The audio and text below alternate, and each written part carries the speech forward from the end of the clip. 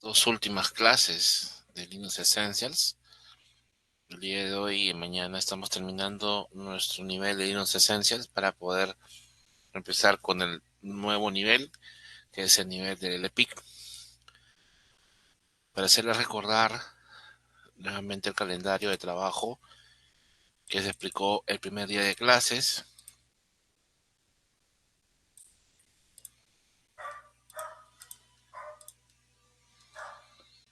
Nosotros empezamos el día, el día 3 de junio de este mes, en el mes pasado ya, porque estamos en julio, y estamos terminando el día de mañana. Mañana estamos terminando el curso con un examen final. Este examen final lo voy a tomar en línea porque he visto que la mayoría de ustedes no sé, no ha podido enviarme supuestamente los exámenes de simuladores de los capítulos. Entonces, para poder garantizar su estudio o su dedicación a los temas que vamos a trabajar, el examen será tomado faltando una hora para que termine a las 6 de la tarde. Es decir, el examen va a empezar a las 5 de la tarde, porque el examen de Linux Essentials son 40 preguntas y dura una hora. Entonces vamos a hacer lo mismo. El examen va a empezar a las 5 de la tarde y termina a las 6.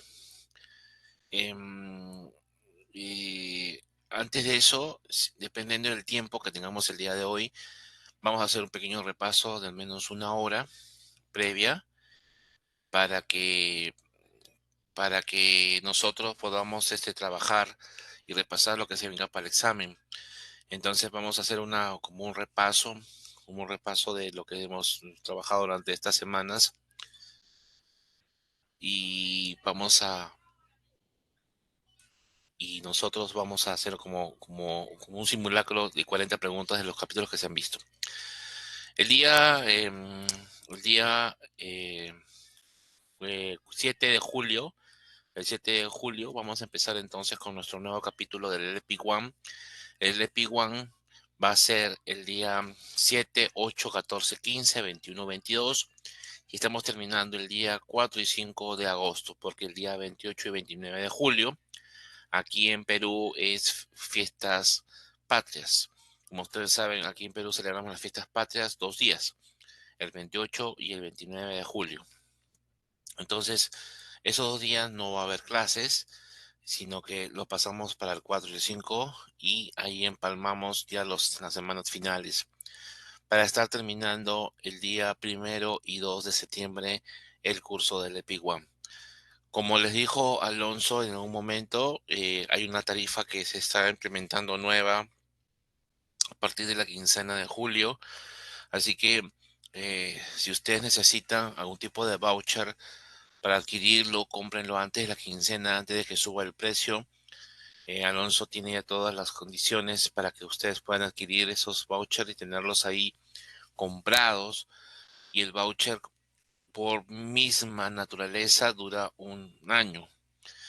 Y ya les he dicho en varias oportunidades que tratar de que ustedes den el examen, por lo menos según el calendario, el día 30 de septiembre, o ni bien terminan, por ejemplo, el examen del 101, el curso 101, lo pueden dar.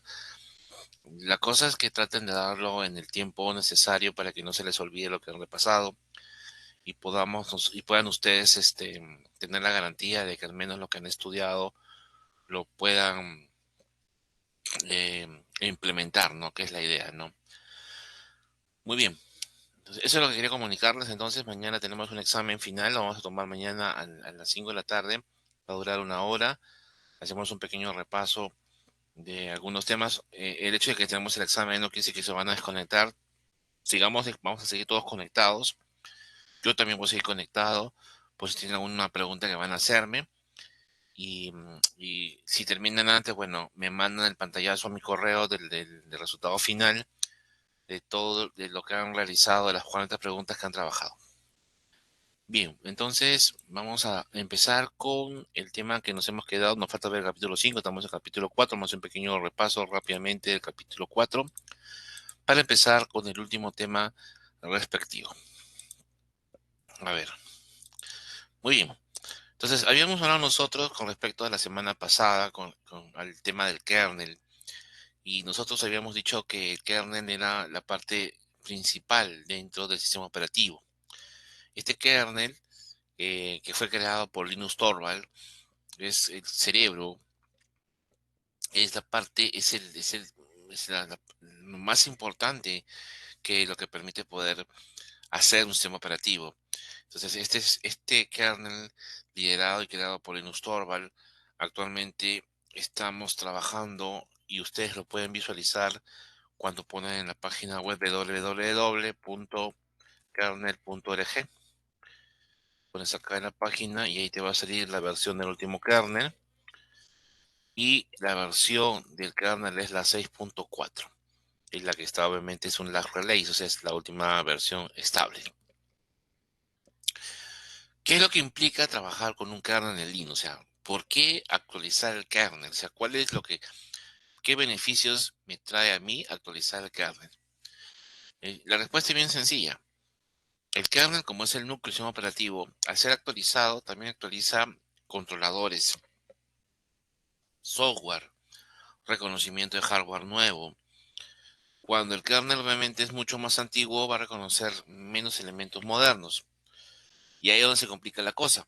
Porque si el kernel es antiguo y pones un dispositivo moderno, no lo va a reconocer.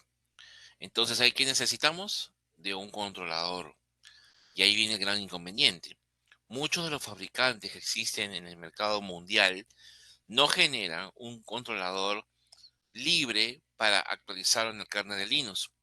Lo que ellos ofrecen es el controlador pagado que viene incluido con el producto. Es por eso que algunos de ellos no generan un controlador de software libre. Solamente generan el controlador para que tú lo adquieras, pagues la licencia de por medio y recién lo obtengas. Muy pocas son las empresas que generan dos tipos de controladores, uno para Windows, uno para Linux. Porque también hay que tomar en cuenta que existe un controlador para Mac. Como ustedes saben y seguramente la mayoría conoce, la arquitectura de una Mac no es igual que una Intel, no es igual que un PC chip, no es igual que una AMD.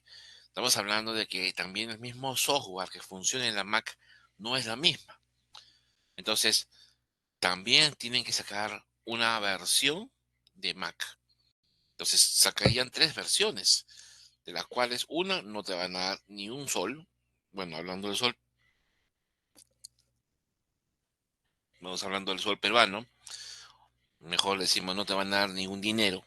Vamos a mejor enfocarlo de esa manera, por haber hecho el software libre para que instale Linux. No te van a dar nada, porque eso es parte de la contribución que se tiene con respecto a lo que es la parte libre. Entonces, este kernel, cuando más moderno lo tengamos, renderá mucho más cosas y será mucho más compatible, sobre todo cuando aparecen nuevos hardware, nuevas PCs, nuevas laptops, nuevos dispositivos. El kernel es de mucha ayuda dentro del sistema. Entonces, viendo de esa manera, viendo de esa manera, cuando el kernel lo tenemos disponible, comienzan a aparecer las famosas distribuciones en Linux. Estas distribuciones son las que permiten poder trabajar con diferentes aplicaciones, porque hay distribuciones que están orientadas a ciertas cosas. Algunas, por ejemplo, trabajan con servidores, otras trabajan con clientes finales, usuarios finales, y otras distribuciones están orientadas a cierto tipo de cosas. Por ejemplo, algunas están orientadas a la parte científica, otras a la parte de programación, otra a la parte de base de datos, otra a la parte de gestión, y así cada distribución se caracteriza por algo. O si no lo tenemos disponible para algo, lo hacemos disponible para un objetivo en especial. Entre las distribuciones más importantes, por ejemplo, tenemos las que son utilizadas para servidores, que son el Red Hat Enterprise, el CentOS, el SUSE, el Debian y el Ubuntu. Para el tema de lo que son usuarios finales, tenemos el Fedora, el Ubuntu Desktop y el OpenSUSE. Uno de los grandes errores que cometen las personas con respecto a la comparación entre un Linux con un Windows es que a veces tienes que nombrar al Linux correcto para hacer la comparación a otro Windows. Por ejemplo, estaría muy mal comparar, por ejemplo, un Windows 10 con un CentOS, porque el CentOS está dedicado netamente a ser servidor. Si quieres hacer, entre comillas, una comparación entre los dos sistemas operativos, entonces sería un Windows Server, no un Windows 10, porque el Windows Server sí es un servidor. Entonces tiene que ser servidor contra servidor, cliente contra cliente, para que ver las bondades y las características principales del sistema operativo versus el otro. Porque uno está orientado a producción, trabajo, y el otro al usuario final, al juego y a la música y todo lo demás. Y tenemos dos distribuciones finales que están ahí al último, que son el Large y el Gentoo. Estas distribuciones son básicamente orientadas a, a usuarios más experimentados. Cuando ya tienes más experiencia con el tema Linux, lo puedes implementar. Otra parte que también es bastante importante dentro de Linux es el ciclo de vida. Entonces, ¿cuánto dura un Linux? Bueno, creo que la respuesta es bien sencilla. Dura cuando la gente siga trabajando con él, ¿no? Por ejemplo, estamos hablando nosotros de las distribuciones antiguas, como por ejemplo el Conectiva, el Mandrake y otras distribuciones antiguas que ya no existen. ¿Por qué desaparecieron? ¿Cuál es el objetivo de por qué no están? Algunas son por aporte económico, otras son porque capaz el equipo de programación que ya estaba a cargo ya no tiene tiempo y ya se dedica a otras cosas. Capaz no fue una buena pegada trabajar con ellos a nivel mundial y se quedó, o sea, no hubo buen marketing y muchos factores. Lo más importante aquí es que los Linux viven porque existen las comunidades de software libre y existen las personas que permiten trabajar con lo que es la parte de software libre, el open source. Entonces, aún todavía siguen trabajando con los Linux, no como uno piensa, por ejemplo, no teniéndolo instalado en la máquina, ¿no? O sea, a veces, por no tenerlo instalado en la computadora, lo tienes instalado pues en una máquina virtual, como lo tienen la mayoría de personas, ¿no? En mi caso, pues como ustedes saben, yo tengo aquí instalado el Linux en mi máquina real y estoy sacando todos los provechos disponibles. Pero yo creo que desde que ya tienen tu Linux en tu máquina virtual, ya estás haciendo algo por la comunidad de software libre. Pero creo que lo más ideal sería que tengas el Linux instalado en tu PC o en tu laptop para que puedas sacar el mejor provecho. Aquí en el Perú, desafortunadamente, la comunidad de software libre han desaparecido por completo casi todas. Por ahí quedará uno o dos, pero de las tantas que habían, ya no queda ninguna. Imagino que en los demás países realmente te pasa lo mismo. Em, no hay comunidades de software libre y si las hay grupos pequeños. Pero el punto es que la idea es que esto siga creciendo, ¿no? Y la única forma para que siga creciendo es ir aprendiendo una variante distinta o una propuesta distinta a la que tenemos actualmente. El Linux como escritorio es otra de las variantes interesantes que es como usuario final. Es decir, cómo Linux se enfoca a un usuario final, cómo lo hace. Se enfoca diciéndole, oye, mira, ¿sabes qué? Tengo las mismas ventajas que un Windows 10 o un Windows 11. Puedes escuchar música, puedes ver videos, puedes jugar, tienes todas las cosas como si tú fueras un usuario final. Lo que acá cambia y lo que choca es que están acostumbrados la mayoría a usar el famoso botón que está en la parte inferior o darle clic abajo para que aparezca el menú y tú puedes escoger lo que quieras. O sea, estamos hablando de una costumbre. Entonces, el tema del Linux como escritorio es romper la costumbre de algo clásico, algo diferente, algo que no es lo mismo. Y eso no se consigue de la noche a la mañana. Se consigue con trabajo, con mostrando las bondades del Linux como tal, que de bueno tiene, que también tiene cosas malas. Que por ejemplo, ¿qué malo tiene Linux, no? Bueno, una de las cosas malas que tiene Linux es el tema, por ejemplo, del idioma, ¿no? Casi la mayoría del idioma en Linux están en inglés y no están en español. Y hay muy pocas distribuciones que están también integradas en español. Hay falta todavía meter mucho más mano para que se tenga distribución con más idiomas españoles, la habla hispana, ¿no? y otras cosas más que pueden ser también, obviamente, eh, como factor de error, ¿no? En servidores, definitivamente que es el rey. Casi la mayoría de todos los Linux funcionan con servidores, perdón, las empresas con servidores. Lo ven como una alternativa bastante favorable a trabajar a un servidor. Es decir, yo quiero trabajar en un servidor porque lo primero que piensan es en Linux, porque tiene una plataforma de protección mucho mejor que la de Windows, eh, muy aparte de tener muchas herramientas asociadas hacia ella. eh, Tiene dentro de su estructura núcleos de configuración bastante fuertes que lo hacen tienen criptografía incluida, entonces lo hacen un sistema operativo bastante robusto. Por eso la mayoría de los servidores están basados en Linux. Y también habíamos hecho con Linux en la nube, que están ahorita de moda, que están más muy utilizados, sobre todo implementando lo que es el AWS, el Cloud, el Azure, como herramienta principal para poder hacer el Linux en la nube.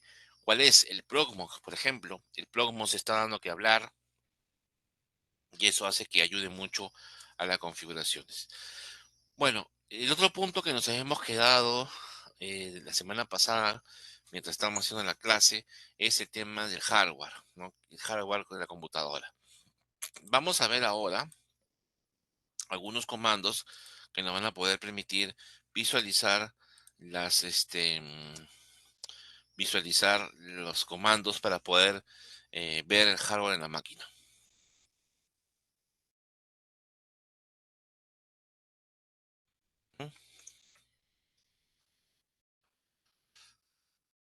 Vamos a cargar la lupita.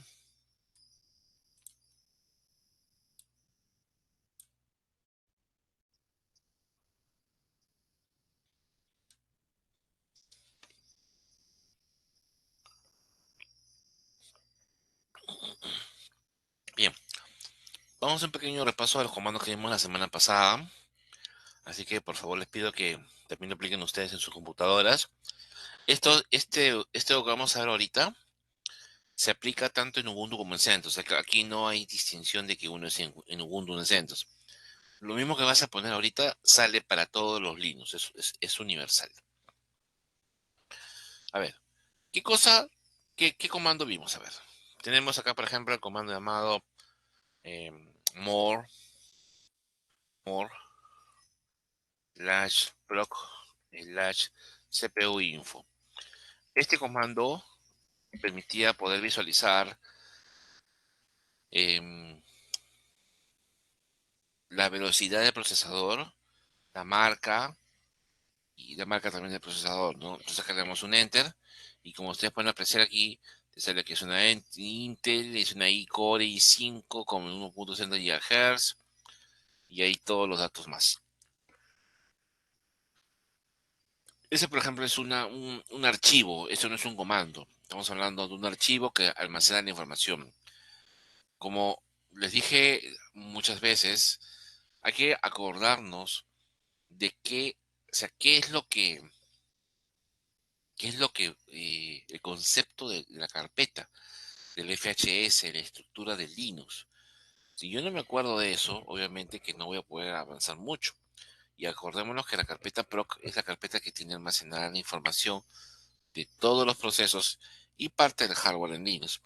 Y uno de los archivos que permite poder visualizar esta información es esta, ¿no? El CPU info, que me muestra la marca del microprocesador, la velocidad y todo lo demás.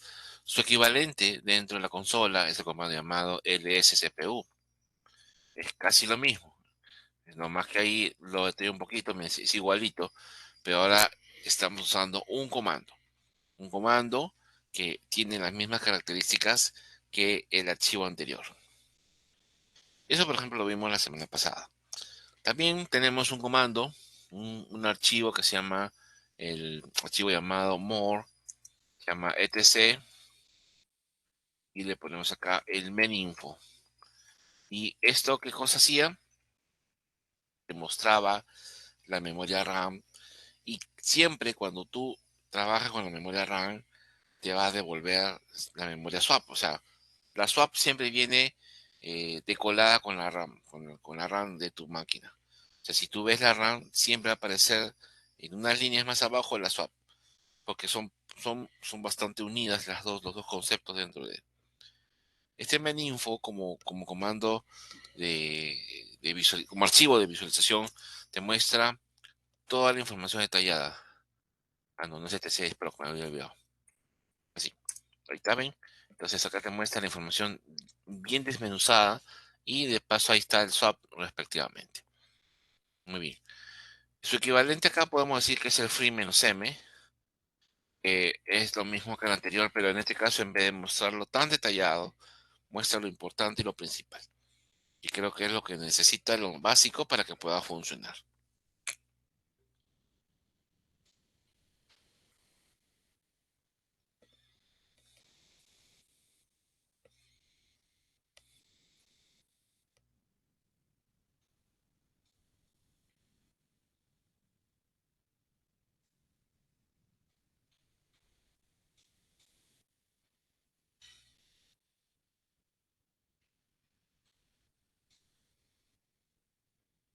¿Hasta aquí hay una pregunta? ¿Todo está ok?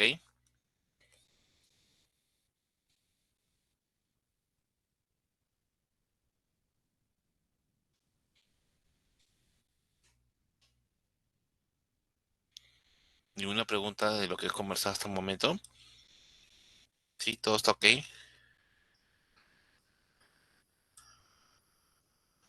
Ah, ¿qué pienso? Yo me dicen exa Santos, ¿qué piensa del RHLE? Ah, ¿estás hablándome, Santos, de la certificación o del sistema operativo?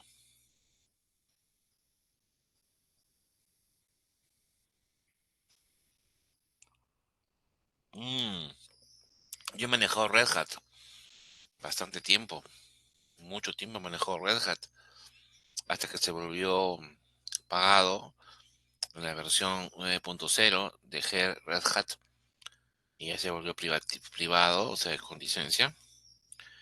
Y yo he manejado mucho Red Hat, bastante, diría yo. Es una distribución.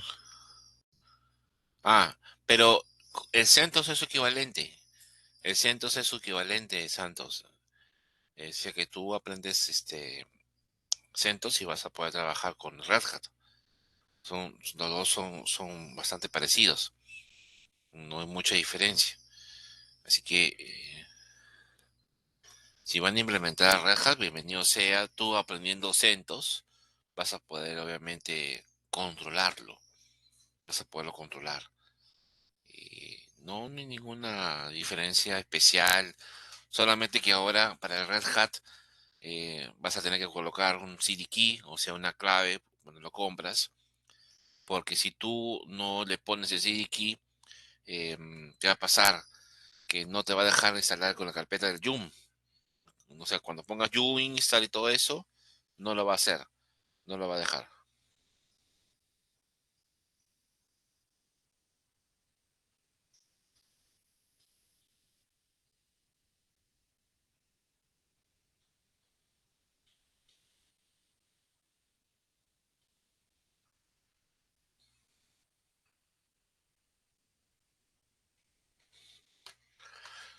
Muy bien. Ujú. Sí, porque ya me ha pasado a mí muchas veces que, por ejemplo, cuando yo he ido a instalar, por ejemplo, algunos sistemas algunos servicios, por ejemplo, el Apache, el Samba, y han utilizado el Red Hat, lo han comprado pues pirata, no lo han conseguido como debe ser.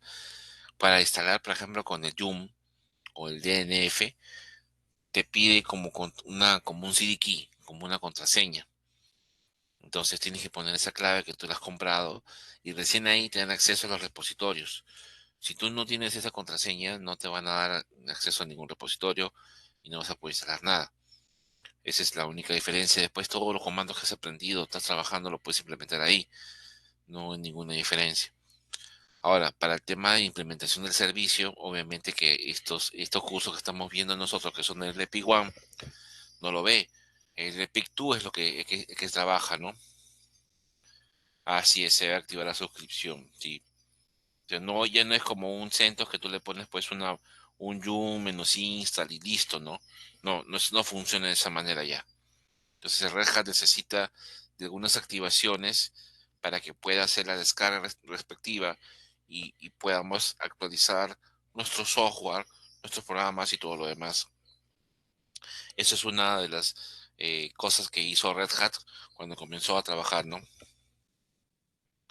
Así es.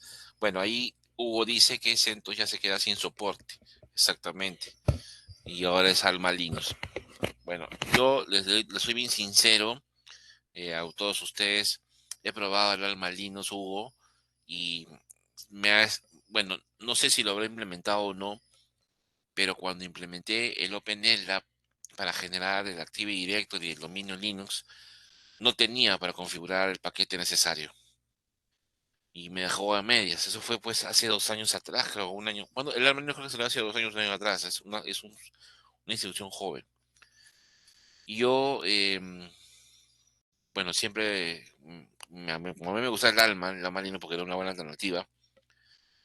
Yo entré al foro pues de los grupos del Alma Linux, de los que generan soporte, todo eso, ¿no? Yo les dije, he estado trabajando con esto y les mostré los mensajes de los pantallazos, ¿ah? Y mira, el OpenLab no funciona, no está completo. Cuando quiero yo trabajar con esto, no hay el paquete, no está el paquete. Entonces, ¿cómo hago yo para continuar con esa relación que yo quiero? Y ahí justamente, no sé, parece que entraron en debate, no sé qué se reunieron y me mandaron un paquete, parece que era de prueba, porque tenía bastantes errores cuando se instalaba. Entonces parece que era un paquete que lo estaban recién haciendo. Pero al final de cuentas no logré instalar el OpenLDAP con el Active Directory, no lo puede. Para mí fue muy fastidioso porque pensé que estaba bastante completo, pero al menos yo no lo hice. Yo no sé si ahora en estos tiempos el OpenLDAP ya está completo en el Alma Linux. Yo me imagino que sí, porque después de tantas cosas que ha pasado, yo me imagino que lo actualizaron. Pero ya cuando uno pues ve que ya la cosa no cambia, comienza a optar por la otra solución, ¿no? Y para mí la otra solución, por ejemplo, les digo a ustedes, yo lo encontré con Ubuntu. El Ubuntu Server para mí fue la otra solución o otra alternativa para utilizar eh, el Linux como servidor. Lo comencé a implementar. Y bueno, afortunadamente no me ha causado ningún tipo de problema y lo sigo trabajando y actualmente con el Ubuntu Server, ¿no?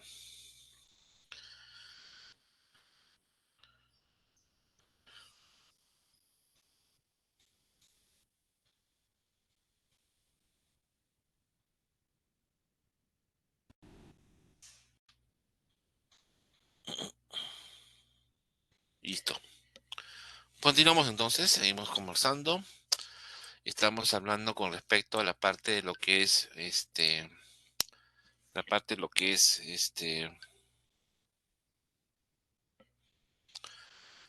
eh, el archivo de la memoria. Ahí tenemos, por ejemplo, ese que se llama FRE y el meninfo que lo hemos visto hace un momento.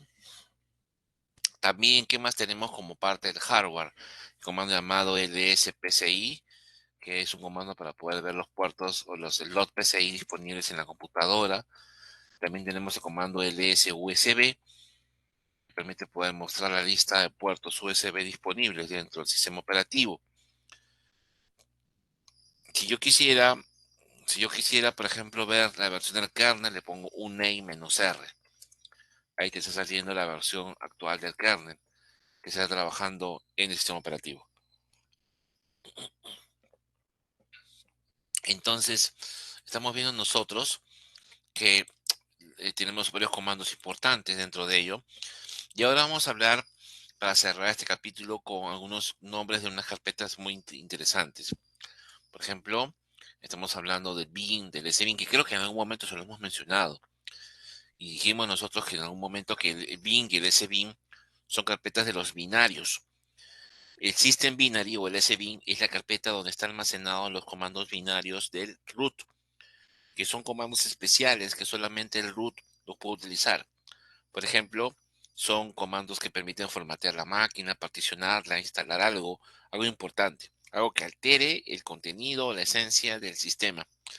También tenemos nosotros lo que son los bin solos, sin la S. El bin solo contiene los comandos que permiten ser trabajados con los usuarios normales, incluidos lo del root. Entonces acá están en la lista el mkdir, el cp, el mb, el rm y tanto comando que hemos visto dentro del curso. También tenemos el comando /tc, que en este caso el comando /tc es uno de los comandos, una de las carpetas más importantes de Linux. ¿Por qué es importante? Eh, Porque acá tiene almacenado casi la gran mayoría de configuraciones del sistema en sí. O sea, si los servicios quisieran, o sea, registrarse en algún lugar, esta es su carpeta de origen. Aquí está guardado el Samba, está guardado el proxy, está guardado la gran mayoría del FTP, la gran mayoría de servicios en Linux están registrados en etc con sus archivos de configuración .conf. Los .conf vendrían a ser archivos de configuración respectivos y solamente el root los puede acceder. Acá archivos más también importantes, por ejemplo el resolve.conf, el sysctl.conf, archivos que terminan con rc, son el bash rc, el nano rc. Y acá tenemos aquí la carpeta del /boot, que es otra carpeta importante porque es la carpeta del buteo. Cuando uno, por ejemplo, eh, quiere recuperar el modo de arranque de la máquina, ¿qué es lo que hace? Trata de recuperar el buteo. Y el buteo, que es el /boot, está almacenada toda la información del modo de arranque de la máquina. Acá tenemos algunos nombres del buteo, del modo de arranque. Por ejemplo, hay un VM Linux, que es un formato comprimido para poder trabajar con espacio de memoria virtual. El sysmap, que es un archivo sysmap que permite poder trabajar con direcciones de memoria para trabajar con uso de los símbolos del kernel. O sea, que hay unos archivos aquí que son bastante útiles para eso, ¿no? Y lo que hemos visto hace un momento, que es la carpeta proc, donde aquí tenemos almacenados los archivos del hardware de la máquina y tenemos también algunas características importantes sobre el proc, ¿no? ¿Qué es lo que tiene el proc actualmente? Bueno, el proc tiene ahorita tres características muy importantes. Los procesos ejecutándose, estamos hablando de lo que están funcionando, las configuraciones del kernel y el hardware del sistema. Que justamente eso hemos visto hace un momento, el hardware del sistema. Y ahí estamos viendo nosotros algunos de los archivos que hemos trabajado, como el CPU info, como uno de ellos. Tenemos el cmd line, el proxys, tenemos el IP forward, la carpeta del device. Estamos hablando nosotros de la carpeta de los hardware en Linux, los nombres de los dispositivos físicamente hablando. Creo que la semana pasada, no sé si me hacen acordar, llegamos a trabajar con los hardware o no lo íbamos a hacer. ¿Llegamos a trabajar con los hardware en Linux o mencionamos que era algo, ¿no? Del hardware, ¿no? O no recuerdo. Y hablamos algo, por ejemplo, del SATA, del IDE, creo, ¿no?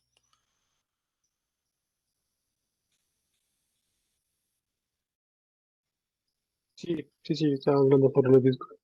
Sí, pero no mencionamos más cosas que eso, nomás creo, ¿no? Solamente esos dispositivos, ¿no?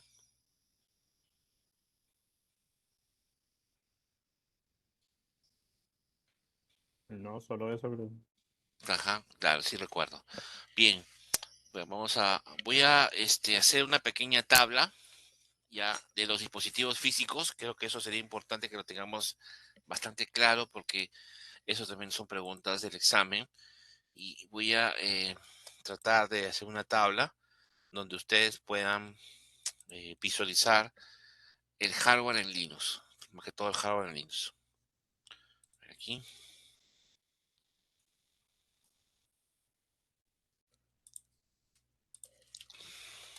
hardware en Linux. No son todos los nombres que van a aparecer aquí, pero al menos te va a servir para algo, pues, ¿no?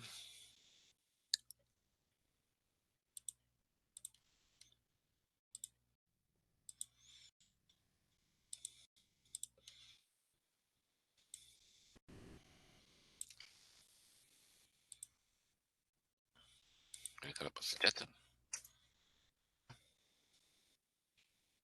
Ahora aquí.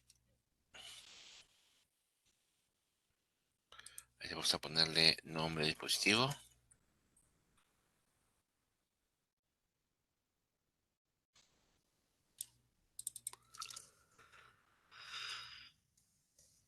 ¿Cómo lo llama Linux? Sería su sintaxis. Declaración. Empezamos. OSATA, HDE, HDA1.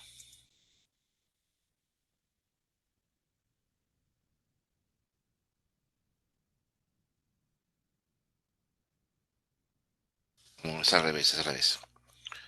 Este vendría a ser el SATA, es el SD, sería SDA1. SDA1, SDA2, SDB2, SDB3 y así.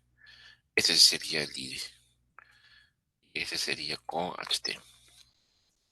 CD.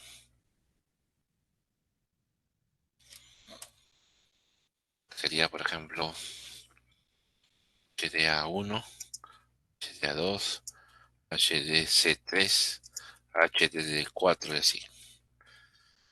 Luego tenemos también tarjetas de sonido. Utilizan el SND, SND0, SND1, SND3. Tarjeta de red LAN.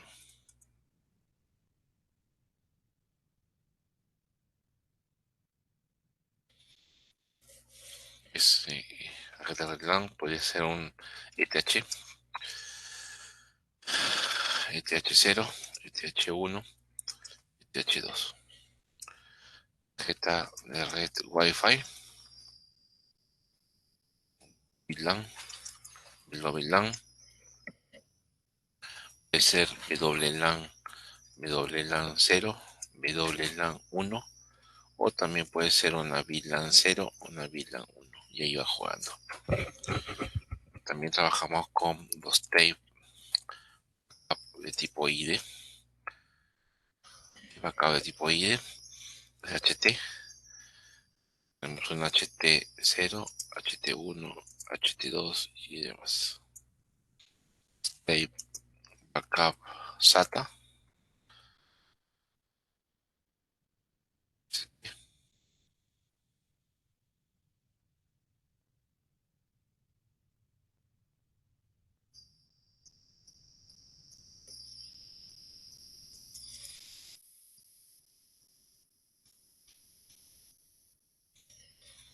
Ya, muy bien. Luego tenemos también las horas tipo SATA, y son los SR, SR0, SR1, SR2. Hora de tipo ID, todavía existe. Por ahí he visto una, pero aunque no me lo puedan creer, pero sí existe. Sí, room 0, sí, room 1, sí, room 2.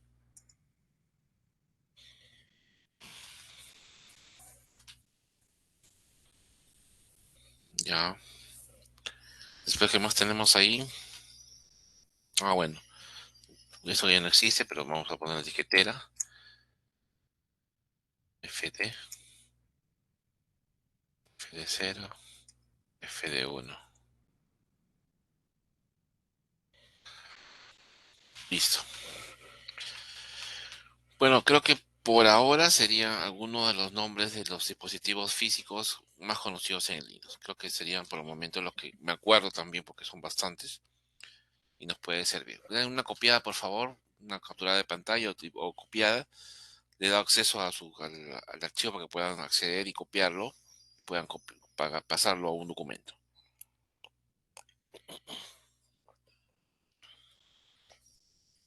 ¿Hasta aquí tienen alguna pregunta que hacer?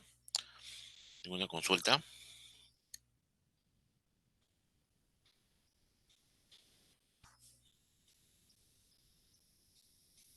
Sí, por aquí, Marcos. Dime, escucho, Marcos. Sí, bueno, perdón porque acabo de entrar, pero bueno, me interesa, sí tengo una duda desde hace mucho tiempo A y ver. la verdad es que sí lo investigué en la web, pero no me quedó bien claro porque entiendo que los adaptadores Ethernet se clasifican así, por ejemplo, en Linux como Ethernet 0, Ethernet 1, 2, dependiendo del Ah, número de dispositivos, ajá, de interfaces que tenga. ajá. Pero he visto, por ejemplo, para algunas interfaces, por ejemplo, cuando virtualizo, me aparecen como ENSP eh, Ah, sí, sí, sí, sí, sí. y cambian su nomenclatura, ENP. por ejemplo, para ENP wireless, solo. igual WSLAN. Ujú. Ajá. Eno también a veces he visto Eno también por ahí. Ah, Eno. exacto, sí. Ajá. Ya. La respuesta es bien sencilla. Eso es porque existe una máquina virtual. O sea, la máquina virtual, cuando lo captura la tarjeta de red, o sea, cuando la hace parte de su estructura, le cambia el nombre por un nombre de para que lo use la máquina virtual. Por ejemplo, los ENSP lo utilizan, por ejemplo, los VirtualBox. Los Eno mayormente lo utilizan los VMwares. Ustedes saben que cuando uno virtualiza una máquina, aparte de cargar la máquina, la tarjeta real, también carga pues la tarjeta virtual del software virtualizador, porque lo usa como parte de su estudio de trabajo. Entonces, también lo consideran una tarjeta adicional, ¿no? Por eso aparece, cuando tú estás en tu máquina real, aparece la tarjeta real, más dos a tres tarjetas virtuales que dices, pero esto no apareció nunca en mi vida, no lo he instalado. Pero ojo que esos son software que lo utiliza el virtualizador para que pueda trabajar con algún tipo de prueba o proyecto diferente. Pero esos nombres son básicamente porque están orientados a la máquina virtualizadora que lo está utilizando.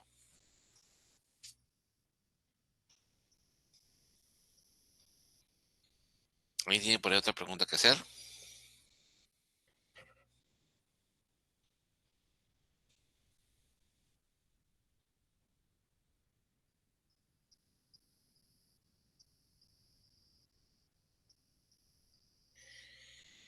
Bien. Em, Esto de los nombres, mira, por ejemplo, yo le digo una cosa, ¿no? Esto de los nombres en el hardware en Linux es una cosa muy interesante.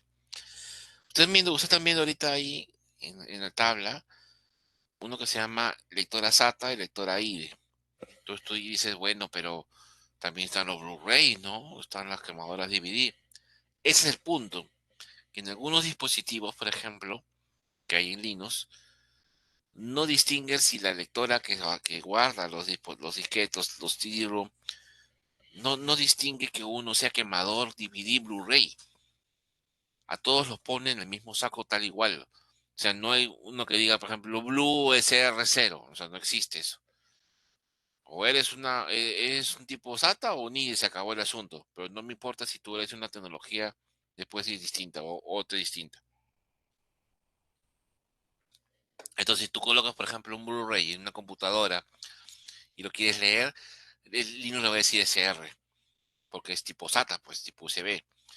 Y tú pones ahora, obviamente, una quemadora, una quemadora CD en tu PC y tiene conector de tipo IDE, o sea, eso estamos hablando de esos cables plomos grandes, va a pensar que es un CD-ROM normal.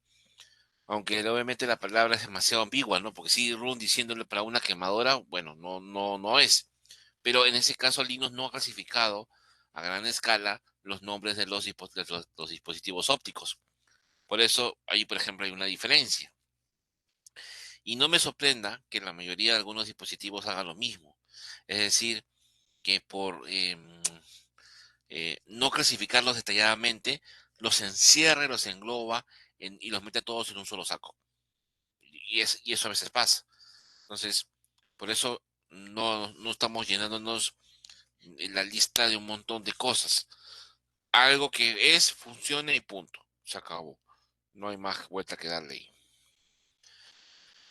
Y como estábamos hablando nosotros hace un momento, el tema del device, ¿no? Que es muy importante, va a permitir poder trabajar con él dentro de la máquina. El device tiene dentro de él bastantes archivos y carpetas asociados al hardware de Linux.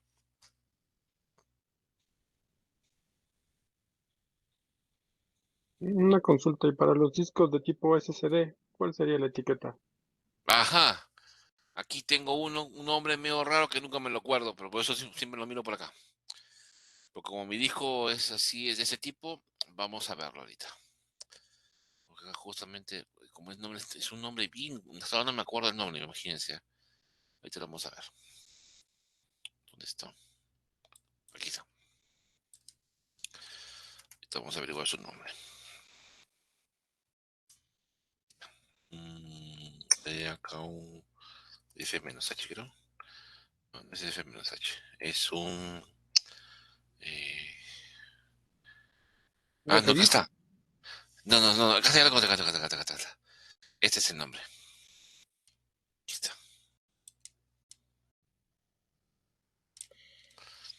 Por ejemplo, el nombre del disco que estás mencionando se llama, bueno, el Linux lo llama así, NVMe0 y el número 1 vendría a ser como el primer disco. Y el P6 vendría a ser la partición 6. Entonces, ese, por ejemplo, es de los discos de estado sólidos o SSD como se llama, ¿no? Esos son los nombres. Es bastante complicado mencionarlo y acordarse, obviamente, por eso no me acuerdo, pues cuando me piden a veces esa nomenclatura tengo que buscar en mi máquina a ver cómo se llama. Pero, por ejemplo, ese nombre va cambiando y va aumentando de unidad, ¿no? Por ejemplo, el segundo disco sería un NVM0N2.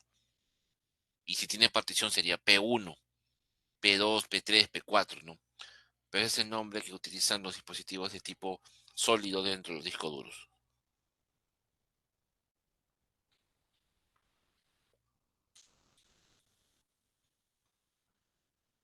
Un momento, por favor, un momento.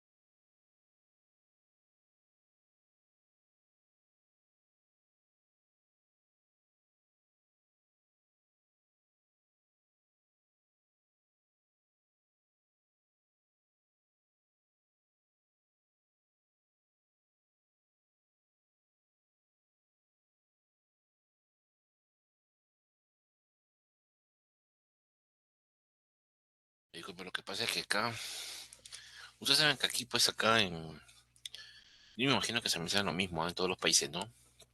Aquí en Perú ya estamos llegando pues a las épocas de las fiestas patrias, ¿no? Y bueno, como son fiestas patrias, aquí suena la alarma para todos lados. La alarma de la casa por aquí, la alarma de la casa por allá. Los perros comienzan a gritar, a ladrar, y eso obviamente como que te pone en alerta, ¿no? Y aunque en donde vivo yo no hay mucha, no hay robo, pero tampoco vamos a esperar a que llegue el momento, ¿no? Entonces, cuando a veces suena la alarma de aquí, del carro, de la casa al costado, comienza a ladrar el perro constantemente y no para. Obviamente que hay que estar bastante atentos, ¿no? Porque no se sabe qué puede pasar, pero bueno, eso obviamente es normal, ¿no? Hay que tener mucho cuidado con la seguridad. Como le digo, por donde yo vivo, al menos no es tan peligroso, pero igual hay que estar atento. Por eso, disculpen nomás de acabo ahí, porque sonó una alarma al costado de mi casa, del vecino, y pensé que algo estaba pasando, ¿no? Pero afortunadamente era solamente una alarma de carro que estaba llegando a su destino. Bueno, entonces, retomando lo que habíamos conversado, entonces hemos visto nosotros que estas carpetas son muy importantes. Entonces, el proc como tal, como directorio, es una carpeta en el cual almacena la información de hardware y procesos, ¿no? Dentro de ello, ¿no? Tenemos un comando también muy importante que es el comando llamado uptime. ¿Para qué lo usamos el comando uptime?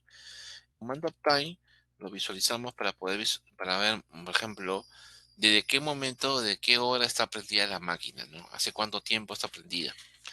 Y también te muestra dentro de ella el promedio de la carga de procesos del sistema.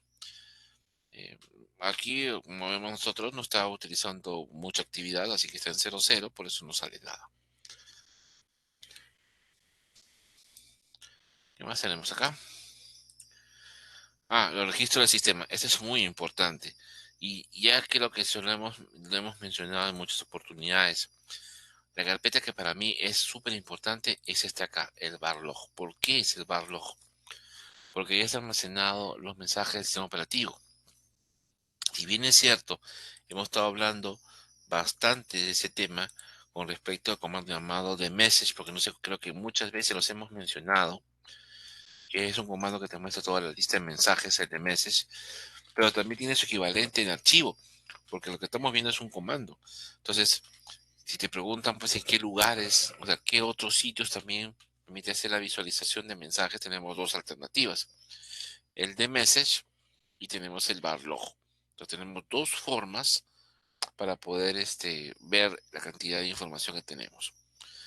Aunque también existen, como ustedes ven ahí en la diapositiva, otras maneras, pero estamos hablando ahí de unas maneras un poquito más puntuales. Es decir, el out, el care y el syslog son informaciones básicamente del mismo sistema, o sea, algo específico. Si yo quiero trabajar con algo genérico, entonces el message, que es el último, o el de message, que es comando, son los que tienen la alternativa. Porque el bar log message que aparece en la parte final es el que permite poder mostrar también los mensajes.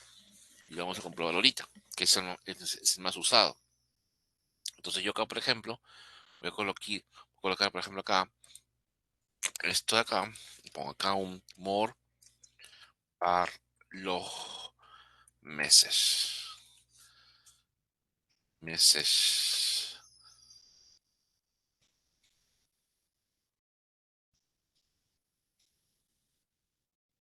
Bar log message.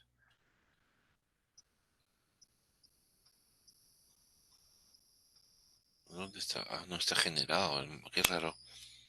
Este Ubuntu no tiene el bar log message. Vamos a cargar aquí. Vamos a ver acá. Por aquí. Voy a cargar el centro ya. Dame un momentito, por favor. Lo quiero descubrir. Pero el de meses sí, el de meses sí está funcionando. El de meses sí está, sí está funcionando. El de meses. A ver acá.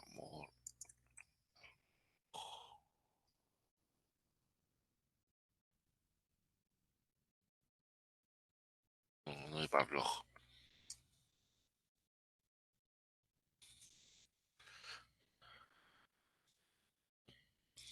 Ya, aquí vamos a terminar de instalarlo.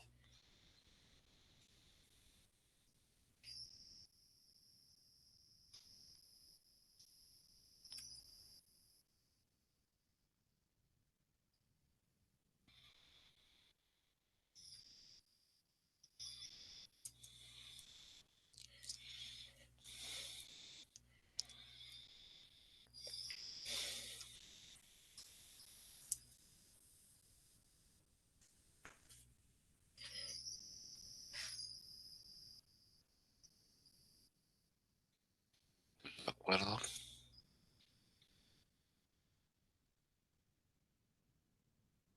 Para Ubuntu no se suele consultar en el syslog. Sí, en el sislo. Pero quiero encontrarle. A ver, un momento acá. A ver, abajo acá.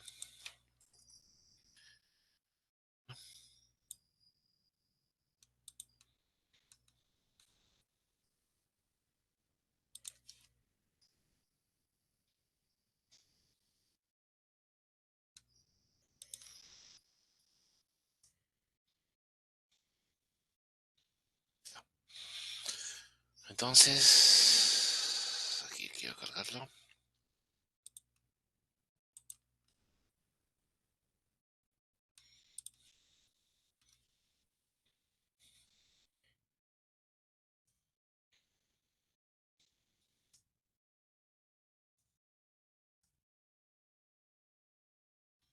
Este sí lo tiene. El centro sí lo tiene. El centro sí lo tiene.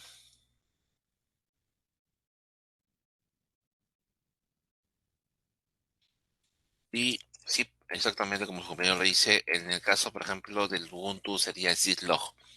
En el caso, por ejemplo, del CentOS sería el message, ¿no? Serían dos formas distintas. Pero el común de todos, ¿cuál sería? El de message, ¿no? Message por acá. Y en este caso acá sería el de message por el otro lado.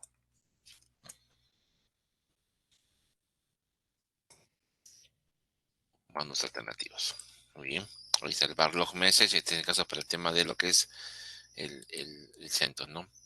Y acá está buscando, eso lo hemos hecho antes, una búsqueda de los mensajes de boteo y todo lo demás, ¿no? Este de aquí es uno de los listados de servicios más utilizados dentro de Linux que se llama el journalctl. Entonces acá hay una teoría muy interesante, ¿no? A partir de 2015, el systemd reemplazó al sysb init como administrador de servicios y sistema de facto en la mayoría de las principales distribuciones de Linux. Como consecuencia, el daemon journald se ha convertido en el componente de registro estándar reemplazando al syslog en la mayoría de los aspectos. Por eso también apareció el famoso systemctl. O sea, el systemd también jaló muchos comandos nuevos. La utilidad journalctl es necesaria para ver los registros. Además de eso, el journald es compatible con los syslog y puede integrarse con este. El journalctl es la utilidad que utiliza para leer y consultar la base de datos del journal o el jornal diario del systemd. Entonces, tenemos aquí una función muy interesante que nos permite poder trabajar con ella, que en este caso vendría a ser acá el journal CTL, ¿no? Cuando funciona, aquí en algunos casos hay que instalarlo. Perdón, que me falta acá, journal, ven acá. Ahí está, si funciona acá, está instalado en el Ubuntu, en CentOS, y acá vamos a ponerle el journal.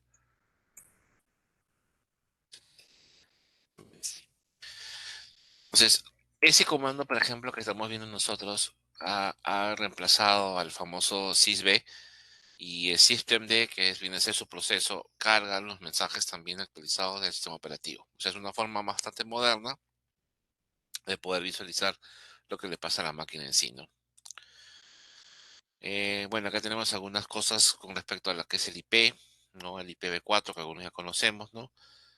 Son bastante estándares, el IPv6, el DNS, por ejemplo, el archivo donde está almacenado el DNS es el archivo llamado etc resolve, el more etc resolve.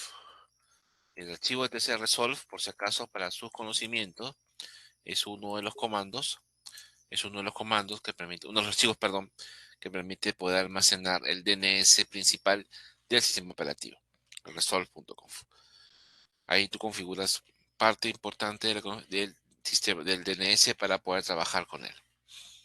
Para poder visualizar el IP en la máquina tenemos algunas alternativas. Tenemos, por ejemplo, el IP-add. Ahí no visualiza el IP en la máquina. Tenemos también el comando llamado ifconfig. En este caso no tengo instalado, pero en el caso del CentOS sí está instalado. Vamos a poner acá, por ejemplo,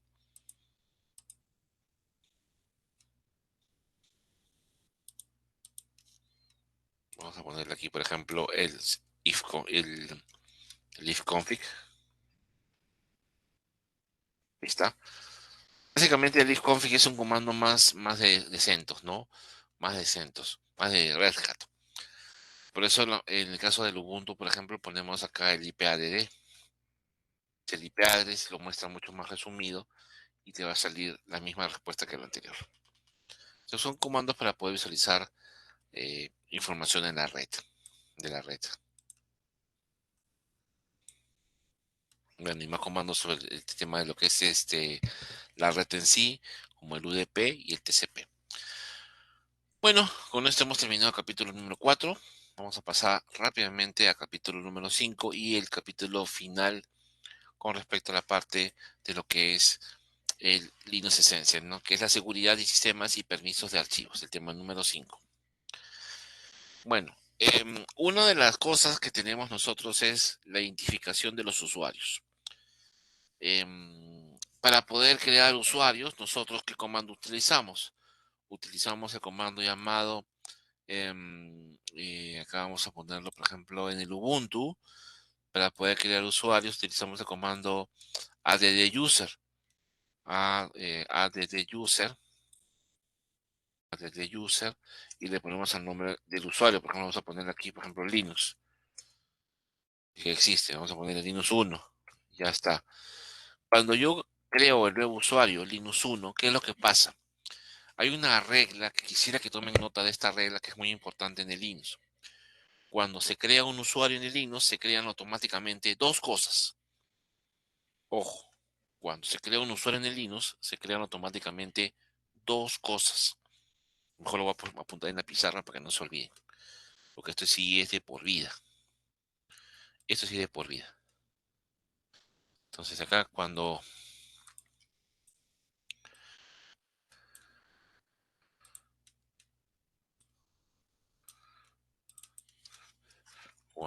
se crea un usuario en el sistema operativo, se crean dos cosas. Dos ítems, vamos a poner así. Uno, se crea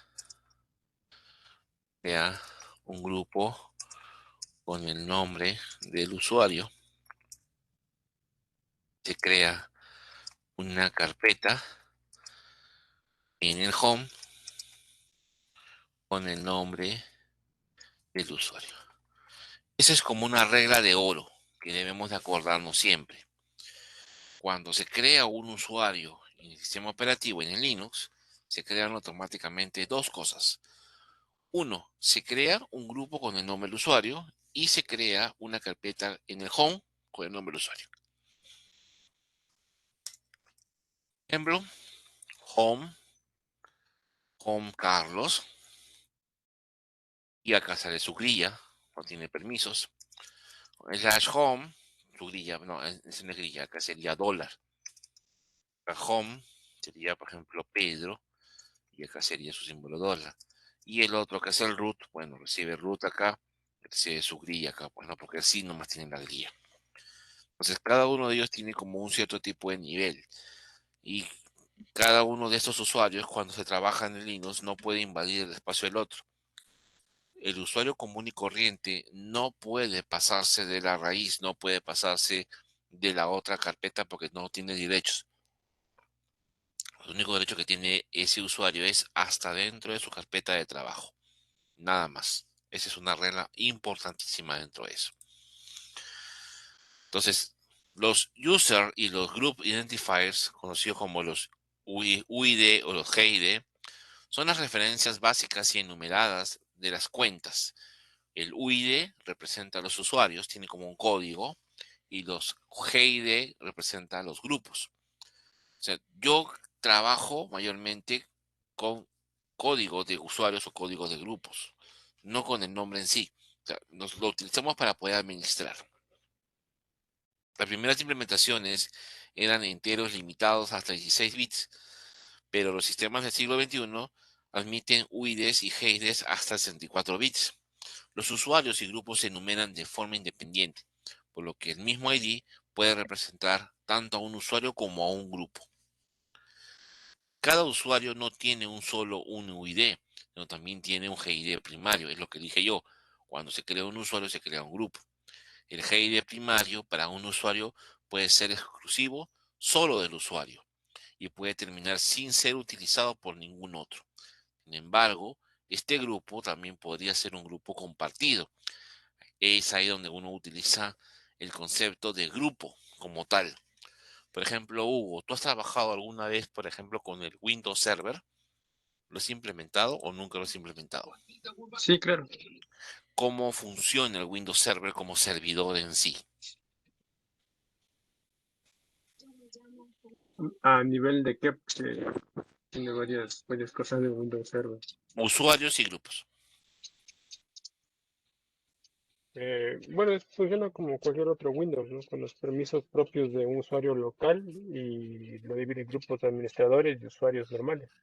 Ajá. Y yo cuando un usuario lo meto a un grupo, ¿qué es lo que le pasa al usuario? Cambian los permisos de Así ejecución. es. Exactamente, lo acaba de decir Hugo, es muy importante. Y se repite también con el Linux. Cuando tú metes un usuario a un grupo, el usuario hereda el permiso del grupo. Si el grupo tiene permiso de administrador y lo metes dentro del grupo de los administradores, también el usuario hereda el permiso.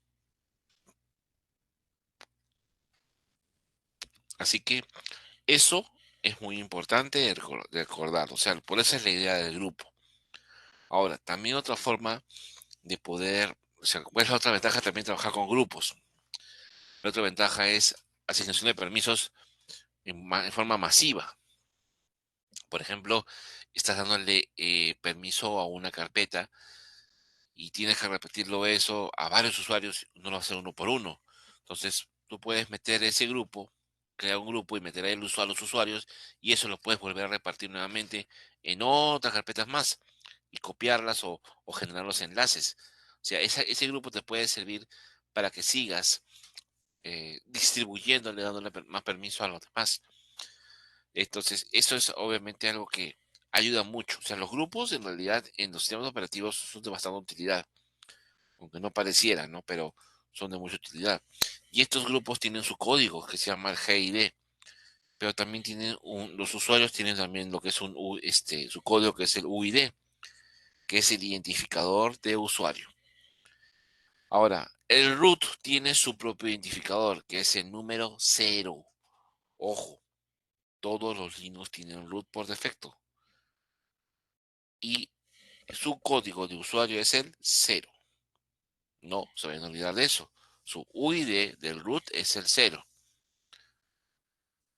Entonces aquí es importante acordarnos de ese concepto. Pues sí, sino por defecto de los sistemas Linux, la parte final es muy interesante. Dice, cada usuario está asignado por un grupo con el mismo nombre de usuario y el mismo GID, que es el UID. Por ejemplo, si se crea un nuevo usuario llamado New User, por defecto también se creará un grupo llamado New User. Como le dije, ¿no? Cuando se crea una carpeta, un usuario se crea también un grupo respectivamente. La cuenta superusuarios, estamos hablando de la cuenta root. La cuenta root. En Linux la cuenta superusuario es el root. Siempre tendrá como UID 0. Nunca se olviden de eso, 0. El superusuario a veces se denomina administrador del sistema y tiene acceso y control ilimitados sobre el sistema, incluidos otros usuarios. O sea, él es el que puede crear usuarios. Es el único por el momento que puede asignar la creación de usuarios a los demás. El grupo predeterminado para el superusuario, el GID, también es 0. Ojo con esa teoría muy importante. Y también se llama root. Bueno, claro que se llama root porque es el nombre de usuario es el root. El grupo también debe llamarse root. El directorio de inicio para el superusuario de un directorio dedicado es a nivel superior. O sea, tienen su propia carpeta, su slash root. No depende de una carpeta adicional como el home. En cambio, el root tiene su propio sitio que depende de la raíz, al que solo puede acceder el usuario root. Cuentas de usuarios estándares. Todas las cuentas que no sean root son cuentas de usuarios técnicamente regulares. Se llama las cuentas regulares. Pero en un sistema Linux, el término coloquial user accounts a menudo significa cuenta de usuario regular. Por lo general, tiene las siguientes propiedades. Por ejemplo, los UID empiezan con 1000 como su primer usuario, 4 dígitos, aunque en algunos sistemas operativos puede empezar con 500. A ver, veamos un pequeño ejercicio. ¿Ah? Mire, vamos a poner que tenemos el usuario, crea el primer usuario. ¿Ah? Y estamos decididos que cuando se trabaja, cuando se configura el UID de un usuario, sería con 1000 por defecto. A ver, quiero que me ayude en este momento. A ver, Marcos, ¿estás ahí, Marcos?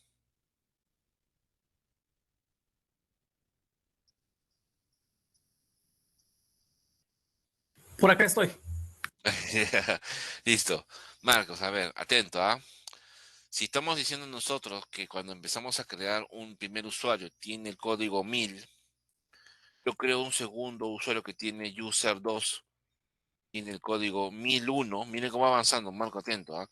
Que el user3 tiene acá el usuario 1002, ¿ya? Por lo tanto, escucha bien, ¿ah? Este vendría a ser los usuarios. Y aquí tenemos el nombre de los grupos. Y en los grupos tenemos las siguientes palabras. Por ejemplo, si acá este user, ¿cuál sería el grupo de user2? Marco, ¿cuál sería el grupo de user2?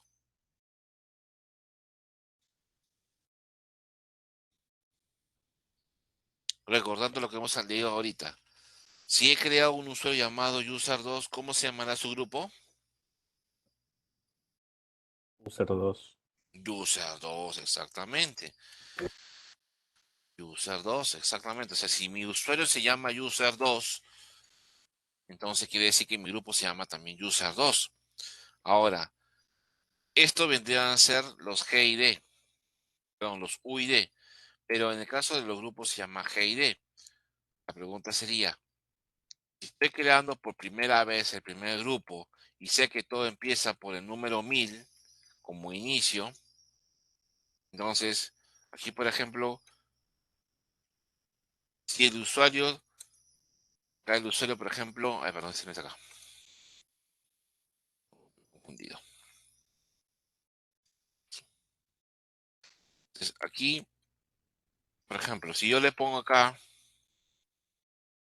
el nombre llamado, por ejemplo, Luis, pregunto, Luis es un usuario, ¿correcto? Es un usuario. A ver, vamos a preguntarle a Gerson, ¿estás ahí conectado?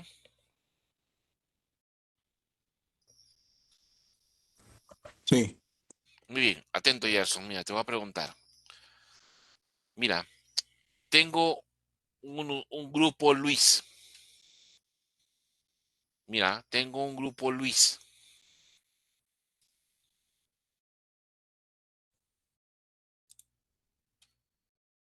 Y yo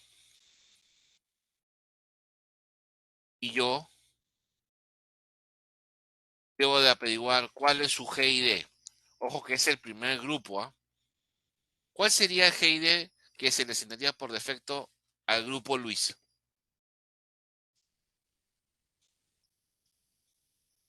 Tomando en cuenta todo lo que hemos conversado ahora.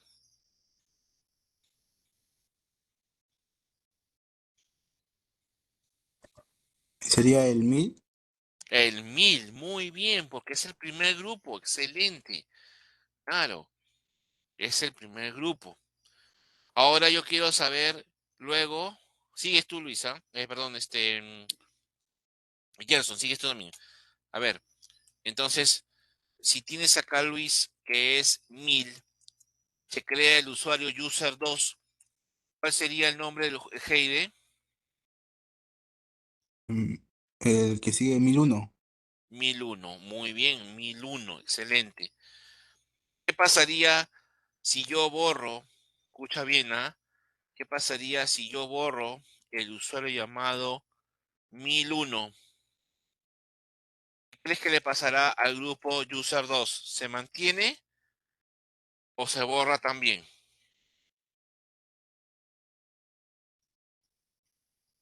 Se mantendría. Se mantendría. ¿Tú qué dices, Hugo? ¿Se mantiene o se borra también?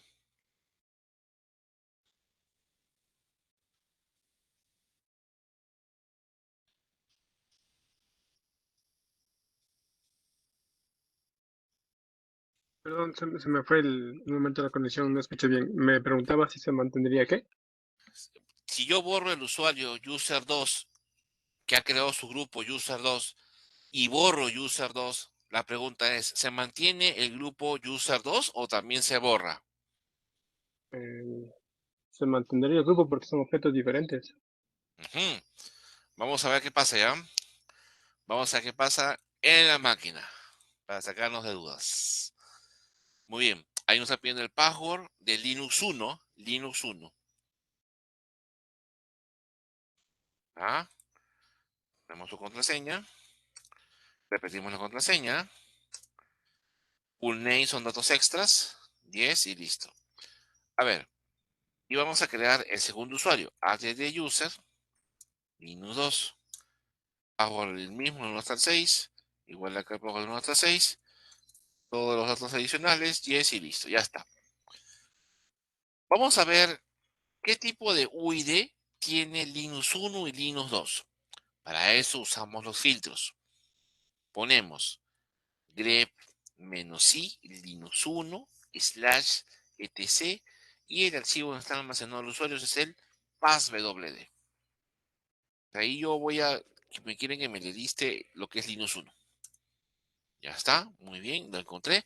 Ahora yo quiero leer Linux 1, pero en este caso va a ser dentro del archivo llamado group. Ahí está, miren. Ahí el grupo es 1003 y el usuario es 1002. Muy bien. Vamos ahora a visualizar los datos de Linux 2, que es el segundo usuario. Atentos, por favor. Miramos para los usuarios. La Linux 2 es el 1003 y yo lo hago con el grupo. El archivo donde tiene almacenado son group. Ahí están los grupos. Linux 2 tiene como UID 1004. Perfecto. Ya tenemos los códigos de los usuarios y existen. Vamos a proceder a eliminarlos. ¿Cómo lo elimino? El comando para poder eliminar usuarios es el comando userdel. Vamos a poner acá el nombre del usuario. Vamos a poner acá, por ejemplo, me ha pedido aquí, vamos a eliminar Linux 1. Listo. Vamos a ver si en verdad eliminó el grupo Linux 1 y se ha mantenido. grep-i linux 1 /etc/group. Efectivamente, ojo, no está, perdón, me he equivocado. Pues,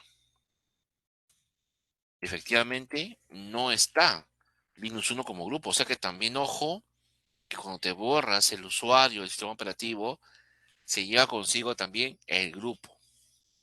Es que tampoco no habría mucha lógica, ¿no? Porque si imagínate, si yo he creado un grupo para que genere un usuario, para que genere un grupo para algo, entonces, ¿para qué mantener al principal y solamente puros cajones? Entonces, cuando él se elimina, también se lleva consigo al grupo de nombre incluido. Ya, ojo eh, con esa idea. Ahora, em, ¿cómo funciona esto, por ejemplo, del contenido? Vamos a visualizar en este momento el contenido del archivo passwd. Ponemos acá un more, etc, passwd. Este es el archivo donde tiene almacenado los usuarios del sistema operativo. Que tiene bastante similitud con el comando, sí. El comando lo que hace es, crear una clave de usuario. En cambio, este te muestra como el contenido de los usuarios creados. Vamos acá con Enter. Y ahí vemos un montón de simbolitos que obviamente seguramente la mayoría no lo conoce, que vamos a explicarlo en un momento más. Hasta aquí, ¿alguna pregunta con respecto a lo que hemos hablado? ¿Ninguna? ¿Todo ok? Por favor, un like, dénselo un dedito como dibujo. A ver si ven. Ajá. Ahí está Marcos, lo ha entendido. También Hugo, David, Gerson, ajá. Perfecto. Bien. Entonces, vamos a capturar acá la pantalla del archivo donde tiene la información que yo que estoy pidiendo para poderlo analizar y podemos trabajar con él.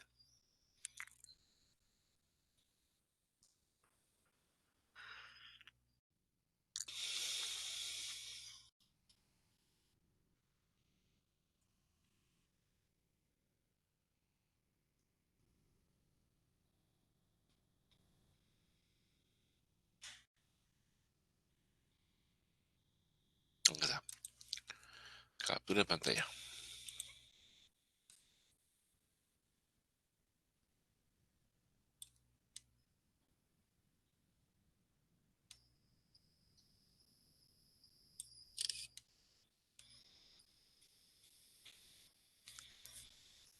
Ujú.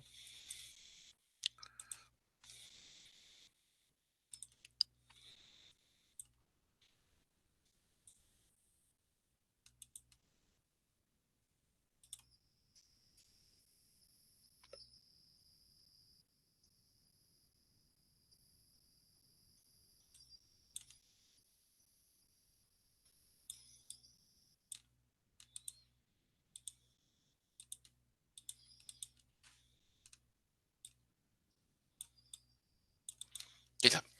Ese, por ejemplo, que están viendo ustedes es la sintaxis del archivo PABOLD. Tú lo miras y dices, pucha, no entiendo nada de lo que está ahí. Lo que pasa es que hay que explicarte paso por paso qué es lo que significa cada uno de los bloques, para que lo puedas entender. Vamos a generar acá unos pequeños dibujos. A ver, por ejemplo, acá. Este que está aquí, todo lo que está acá, tú estás viendo acá, todo esto. Eso vendría a ser el nombre de usuario.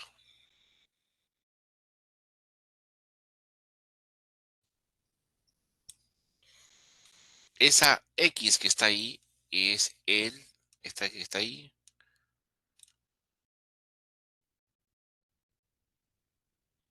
representa a la contraseña del sistema del usuario. Pero ojo que estamos hablando de una contraseña ficticia, o sea, no es la real contraseña de una X. Es una contraseña ficticia, una contraseña que se pierde em, cuando obviamente haces nuevamente el reemplazo de un password nuevo. Y tiene que estar almacenado en un lugar. Y ese lugar almacenado se llama Shadow, que hoy lo vamos a ver un momento más. O sea, esa es la X, viene a ser como la clave ficticia. Luego, de ahí, ¿qué viene? De ahí viene un número que vendría a ser en este caso el GID. Bueno, UID.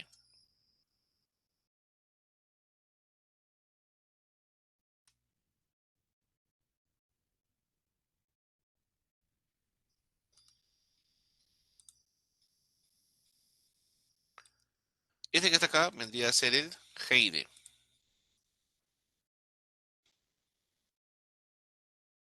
GID.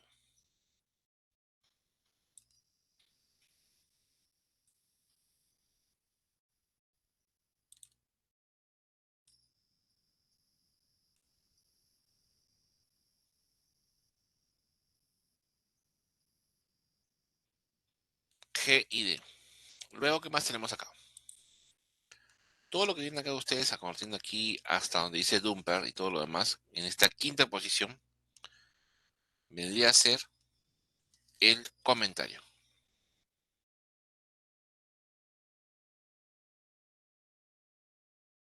Ujú.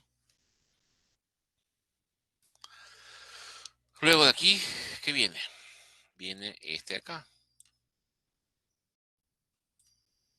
Este vendría a ser el directorio hogar.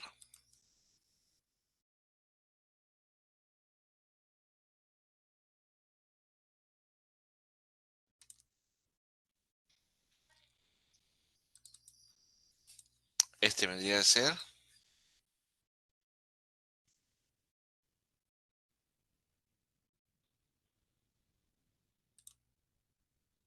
el bin bash.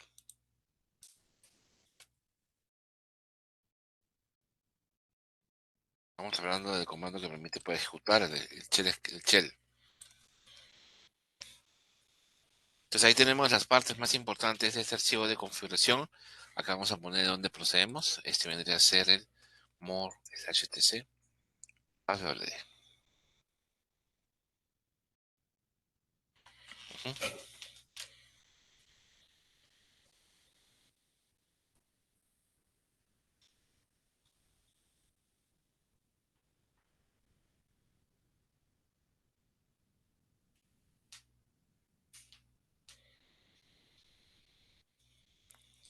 Cada 2 puntos representa como una división. Estamos hablando como un palito que lo divide, ¿no? Dentro de cada uno de ellos.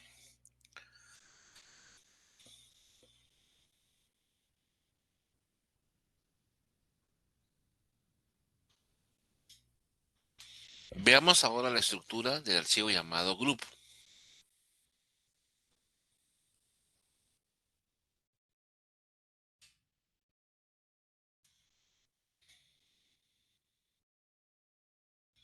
Capturemos la pantalla.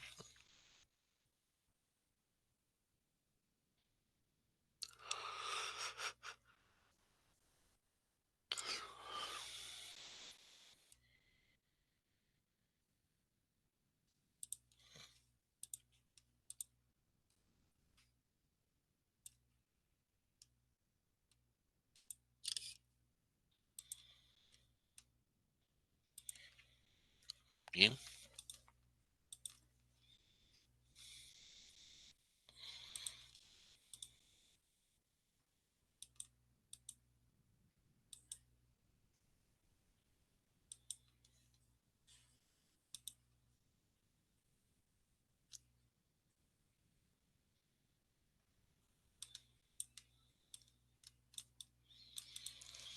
La primera columna representa el nombre del grupo.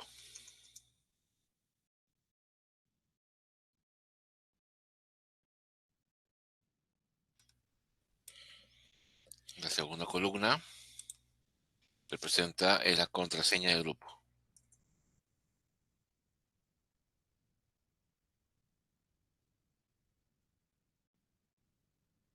Bueno, es como una forma simbólica porque en realidad los grupos no tienen contraseña ni acceden a eso, ¿no? Se mantiene el mismo principio que en Windows Server. Luego tenemos acá un número. Ese número es el GID. No hay UID aquí.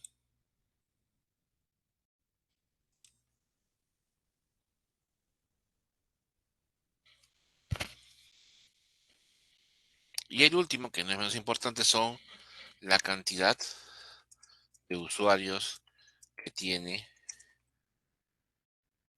de usuarios. Y aquí iría. Esa sería la estructura, por ejemplo, que está formado por un archivo llamado group. El archivo llamado group.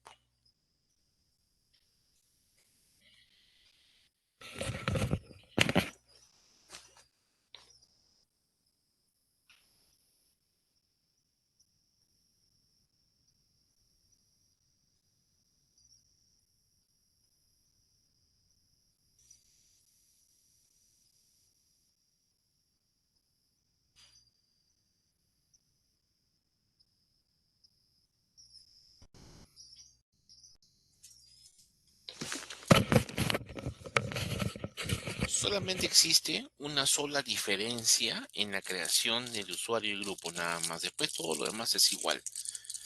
Vamos a ver la diferencia que hay entre los dos. Por ejemplo, miren, vamos a ver eso. Miren cuando creo, por ejemplo, el usuario.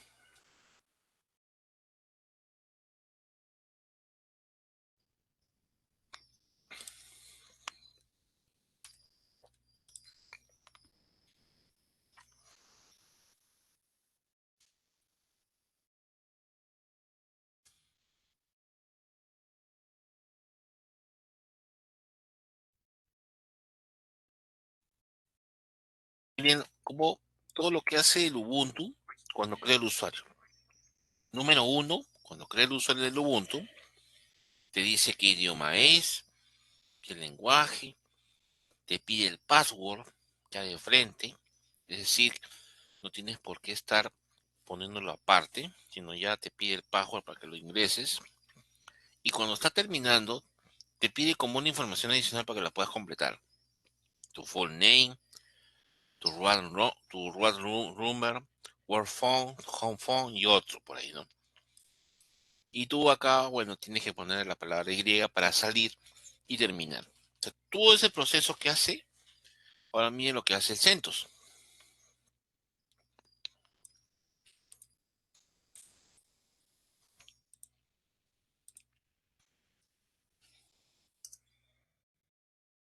Por ejemplo, acá no usamos el área de user, usamos el user ID. Y nada más. No te pide cosas tan detalladas como lo tiene el Ubuntu. Ahora, como solamente he creado el usuario acá, entonces tengo que ponerle una contraseña. Y le voy a poner un passwd -20. Pongo la clave clásica. También aquí lo mismo. Es más, te dice, oye, tu clave es muy fácil, ¿eh? Pero yo no le hago caso, le pongo nomás. Y en el caso del Ubuntu, por ejemplo, para poner un passwd, sería para cambiar la clave, nada más.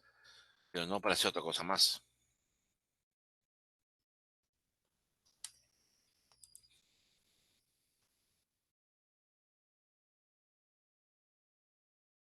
Le cambio la clave. Ya está. Entonces, cada uno de ellos, cuando crean los usuarios, tiene una forma bastante peculiar de hacerlo. Muy peculiar, diría yo. Pero eso sí, ambos tienen la misma forma para poder crear grupos. Grupo de redes. Bueno, ahí está. Grupo, vamos a poner acá Ubuntu.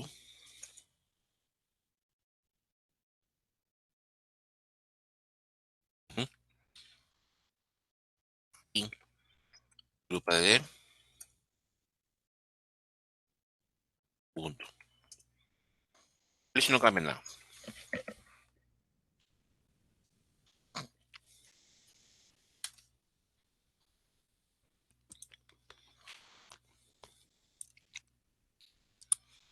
Cuenta de sistema. Sysacom. Las cuentas de sistema Sysacom normalmente se crean en el momento de instalación del sistema operativo. Estos son para instalaciones, programas y servicios que no se ejecutarán como superusuario.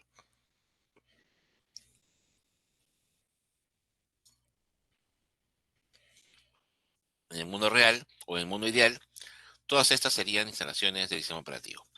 Las cuentas del sistema varían por sus atributos. Por ejemplo, los UID suelen ser inferiores a 100, 2 dígitos o 500 a 1000, 3 dígitos. Ojo que, por ejemplo, acá estoy mencionando que acá empieza con 1000, pero dice que existen todavía algunas distribuciones que el primer usuario que se crea es con 500. Ojo con eso, o sea, para que todavía sea un estándar, va a pasar un poco cierto tiempo, porque esto era todo el mundo hacía lo que le da la gana. Entonces comenzaron a colocar normas diciendo, no, todos los usuarios que empiecen con 1000 va a ser el primer usuario para trabajar. Pero Red Hat todavía sigue con la vieja escuela. Los usuarios, tus UID empiezan con 500.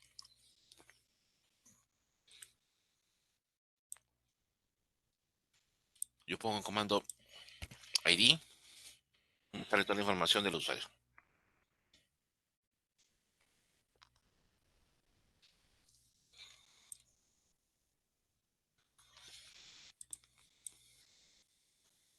Me ajusto acá el archivo que estábamos hablando hace rato, pero mucho más detallado y mucho mejor.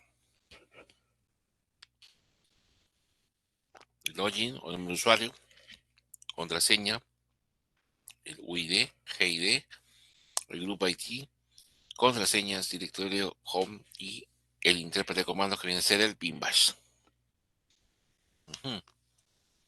En caso de grupo, nombre de grupo, contraseña, UID de grupo y la lista de usuarios que están dentro del grupo.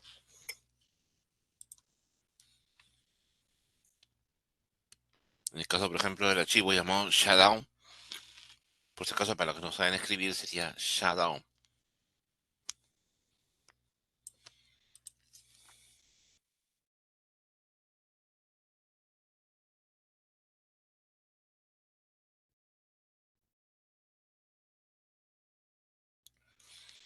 Ustedes ven ahí esa parte que puedo poner que es el proc shutdown, es el nombre del archivo donde contiene las contraseñas del sistema operativo. todas están encriptadas para poder trabajar con él.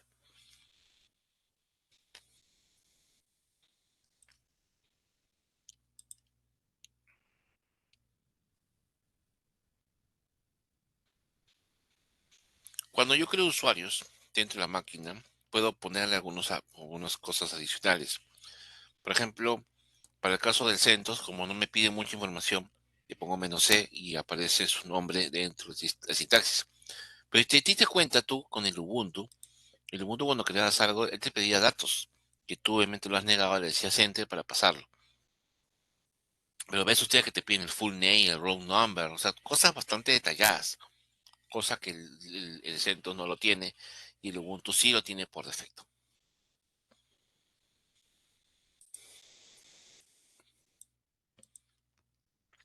Ya. Finalmente, para pasar con esta primera etapa del tema del usuario, y mañana continuamos, estamos viendo que para poder crear un usuario tienes dos niveles, el userdel y el userdel -r. ¿Qué implica utilizar el -r y no el r acá, como estamos viendo? Si tú pones el userdel sin el -r, ¿qué va a pasar? Lo que va a pasar es que sí, eh, se va a borrar el usuario, el password, pero va a mantener la carpeta, la guarda ahí. Entonces, como la carpeta se desliga del usuario, entonces para poder borrar la carpeta tiene que hacerse solo con un mkdir y un rm para archivos. Esas son más que todo decisiones, ¿ah? Y la otra es el "-r", es para poder eliminar la carpeta incluida. Es decir, si yo tengo el usuario y quiero borrar la carpeta incluida y no me importa lo que hay ahí, le pongo "-r" y la abuela del sistema. Mucho cuidado con las opciones que pides o ejecutes porque pueden terminar eliminando muchas cosas que capaz no vas a poder recuperarlo o nuevamente devolverlo. Muy bien, entonces nos vamos a quedar ahí por el momento.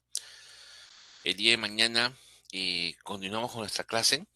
Estamos terminando el capítulo número 5 el día de mañana. En las primeras horas estamos hablando de 3 a 4, de más o menos desde las 4 hasta las 4:30, cuarto para las 5. Haremos un repaso de todos los temas que hemos visto. Y a las 5 estaremos empezando nuestro examen de Linux Essential, que dura 1 hora de 40 minutos.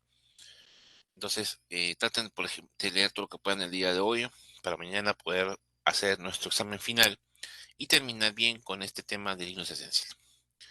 Chicos, que tengan buenas noches y nos vemos el día de mañana a las 3 de la tarde. Chao. Buenas noches. Buenas noches.